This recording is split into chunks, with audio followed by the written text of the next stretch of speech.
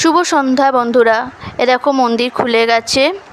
তো এখন সন্ধেবেলা মন্দিরে ঠাকুর দেখে নাও সবাই। এটা আমাদের রাধাবল্লভ ঠাকুরের বিছানা দেখতেই পাচ্ছ, এটা মন্দিরের ভেতরেরটা। এবার দেখো সমস্ত কিছু গোছানো হচ্ছে। বাইরে চলো, বাইরে বাবা জেঠু রয়েছে। দেখো পালকি, এটা করে ঠাকুর এখন বেরোবে, গ্রাম ঘুরতে বেরোবে।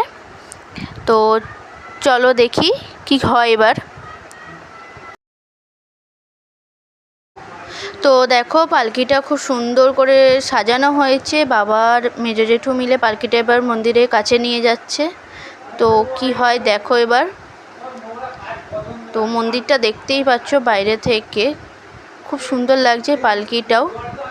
তো এবার দেখো ঠাকুরের সমস্ত বিছনাপত্র নিয়ে আসা হচ্ছে। এগুলো পালকির ভেতরে সাজানো হবে, তারপর এর উপরে ঠাকুরকে বসানো হবে।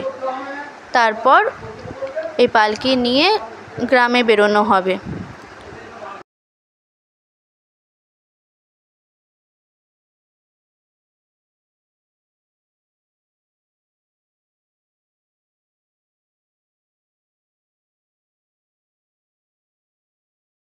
তো দেখো বাবা ঠাকুর নিয়ে আসছে।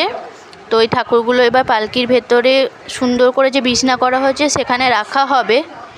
পালকির ভেতরটা অন্ধকার, তাও দেখানোর চেষ্টা করছি কিভাবে রাখছে ঠাকুরগুলো।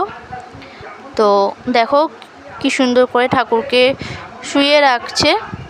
তো আরও ঠাকুর আছে, তাদেরকেও নিয়ে আসছে। নারায়ণ আছে, রাধাবল্লভ ছাড়াও নারায়ণ শিলা আছে।